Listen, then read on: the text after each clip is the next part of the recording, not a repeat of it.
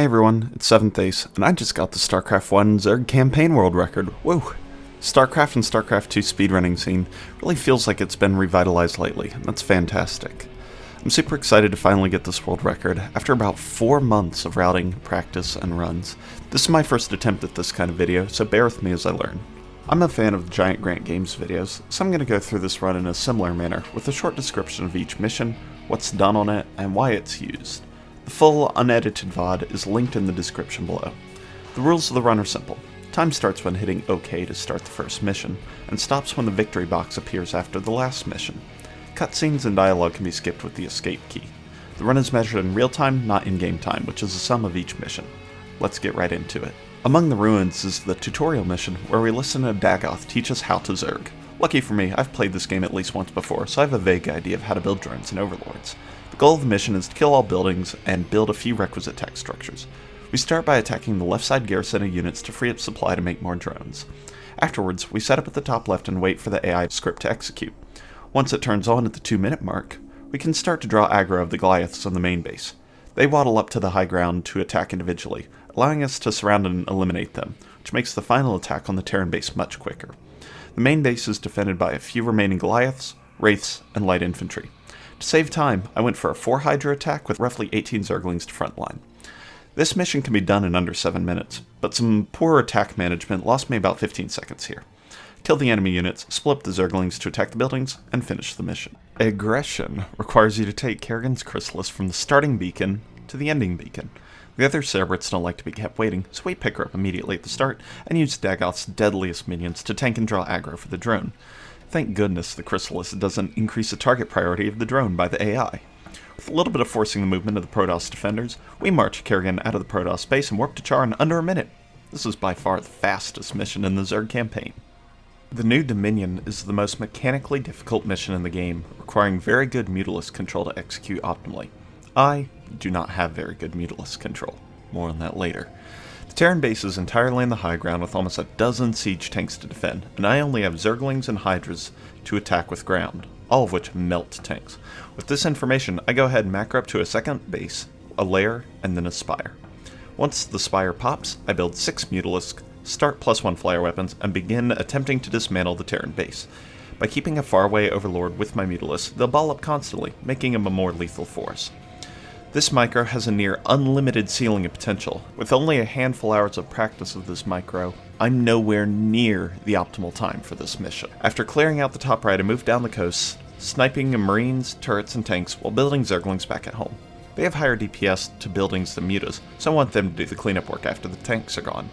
After the perimeter's cracked, I deflect an attack at home, and send in the units to do the remaining cleanup work. The mission ends when the Terrans have 6 or less units remaining. At 10:50, this wasn't a great mission time, but it's enough to go ahead and continue the run. Agent of the Swarm is a fake timer mission, where we have to defend Kerrigan's Chrysalis until it hatches, and then kill Jim's command center. We start by using Queens to parasite the 3 dropships that will transport the Terran units between the islands. This is all we use the Queens for in the entire run, so we go ahead and launch them at a ball of marines and turrets to free up supply for drones. For the next few minutes, we're going to critically injure, but not destroy dropships that are flying around. This forces the Terran AI to repair them instead of replace them, and it lowers the drop frequency. I forgot to put down my spawning pool at the correct time, and lost a little under 15 seconds for that error. After the pool goes down, as long as you have the required resources, the mission is on a timer of sorts. You have to get a lair, then ventral sacks as soon as possible, and the limitation is the tech tree, not the resources most of the time. In the modified build, I also get Hydralisk range with my excess gas. I've done builds where I skip Hydra range and get critical upgrades sooner, but I found that the final attack is a bit inconsistent with that. But there is a possible build that could work with that. Having either +1, range, or speed is pretty important for the island assault. Once ventral sacks finish, we load up roughly 16 Hydras into 4 Overlords, then land them on the island, cleaning up the outer defenses before pushing in. We clean up the last of the Marine and Goliath defenses, ignore the remaining units, and target down the command center to win. The Amerigo is the only installation mission in the Zerg campaign, and thank goodness for that. Something about moving units and precise lines on an engine that doesn't do precise lines just doesn't do it for me. At the start, we're given a small force of Kerrigan, 2 Hunter Killers, and Zerglings. However, these units are juiced to the max, with 3/3 and all tech upgrades. This means that Marines do less than 1 damage to both Kerrigan and the Hunter Killers, making them absolute bullet sponges. We start by sending Kerrigan on our way to a destination far away on the map, starting a semi-auto-scroller section that can't be sped up. However, we do have plenty to do in order to take our force of units and make it to the end with as many alive as possible. We tank with the Hunter Killers and run Zerglings into melee range where they devour the Marines and Goliaths without a second thought. We then have to avoid a trap of floor guns by sticking the units close to a wall.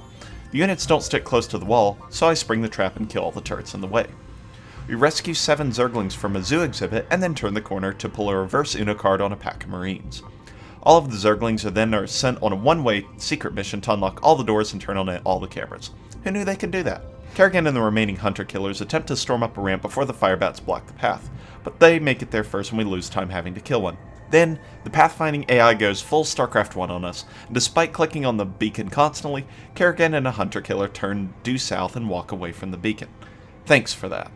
After teleporting, Kerrigan then walks back onto the beacon to teleport back, losing even more time. Thanks for that, Kerrigan. We kill some ghosts that would block Kerrigan from the beacon, then run her to the exit to finish the mission.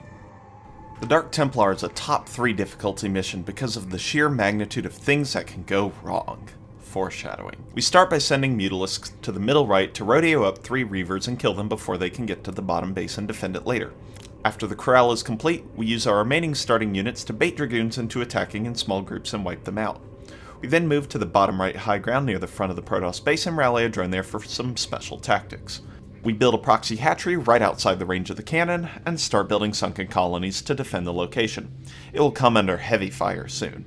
Back at home we start working on the tech needed for a Hydraling army, a layer, +1 attack, range, and speed. Once the sunken wall is completed, minus a strange hole that appeared due to a frame or pixel perfect misclick, we move to the top right outpost. While not necessary to complete the mission, killing the 4 Reavers there is vital to the success of the attack. After a cloak, ensnare, and a pair of consumes, we're ready to unleash Kerrigan's psionic storm on the Protoss. Feels like some satisfying form of revenge to use it against the Protoss. After storming down the Reavers and attacking the buildings, the Protoss get mad and try and defend the outpost. For an unknown reason, they get more mad than usual and send an extra 8 or so Dragoons and 2 extra Reavers at my Sunkens. They came incredibly close, but the power of static defense in StarCraft 1 was too much for the Protoss. Normally, I'd have to wait till about 65 to 70 supply to attack the base at the bottom right, but because all the reinforcements had already been sent in, I attacked immediately and was easily able to clean up the base. I stormed the Tassadar hallucination to make it poof as fast as possible, almost killed Kerrigan with it, and then completed the mission. This mission, along with Mission 3, have the most time to save in the run. For the Culling, we have to go clean up the mess that the death of Zaz has created by killing all of the buildings on the map.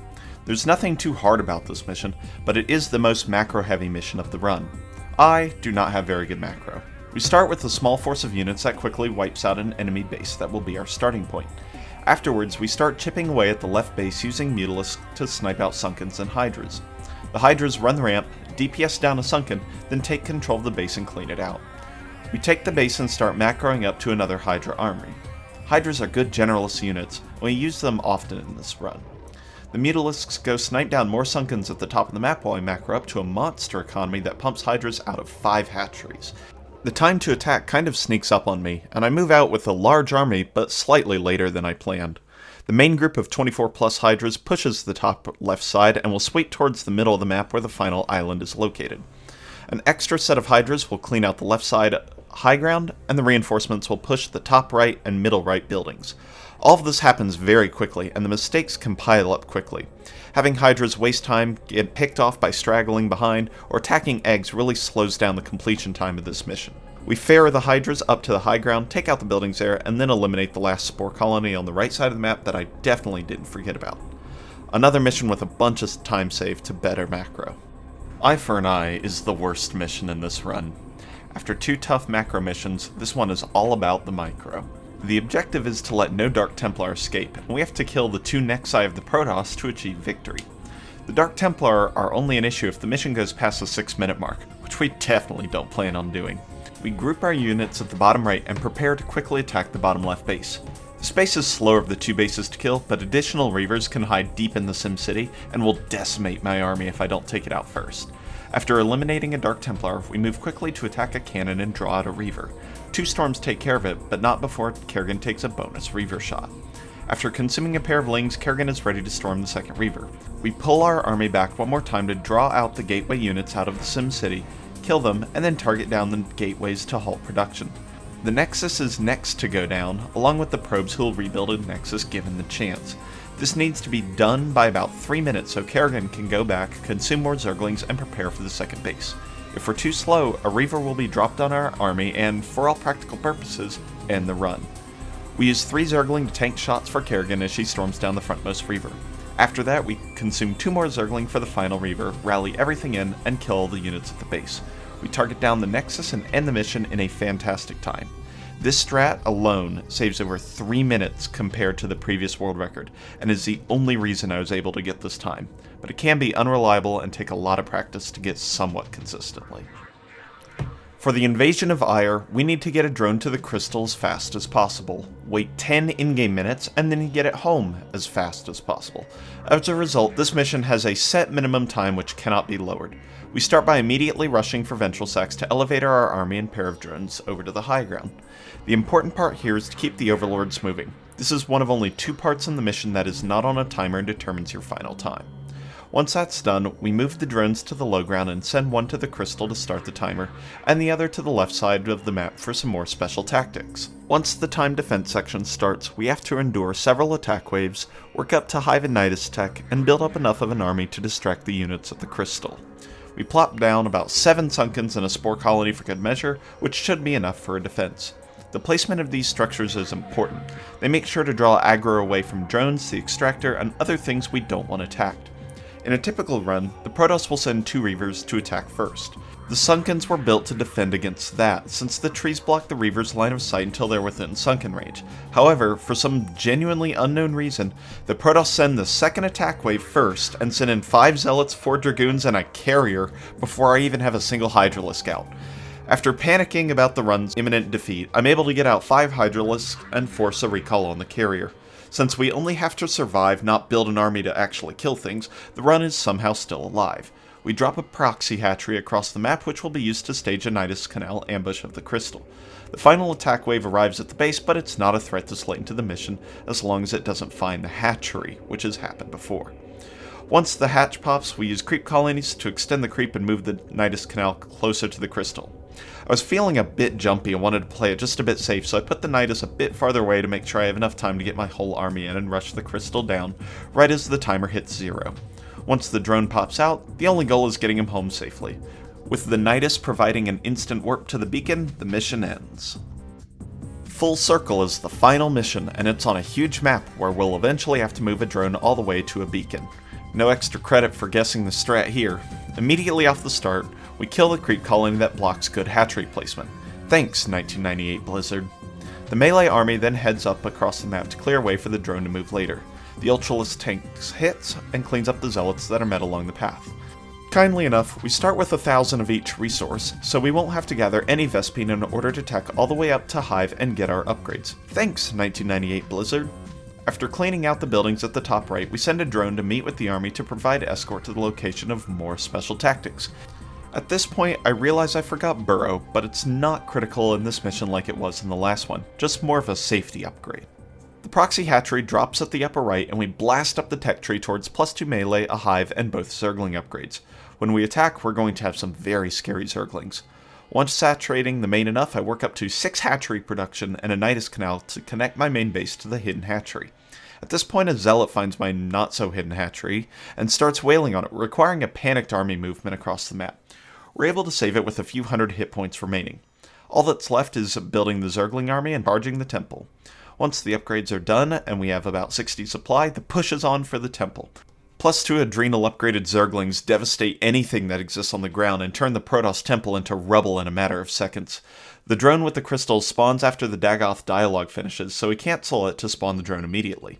The drone travels through the Nidus and with Zerglings to take targeting priority, walks to the temple rubble to win. Overall, I'm very happy to have this record, as it's my first in a major speed game. I plan to optimize this run a little more and undergo the task of working on the Brood War Zerg campaign, which will take a significant amount of time and effort. If you're interested in following the process, I'll be streaming some of it on my Twitch page at twitch.tv/7thace. Thanks for watching!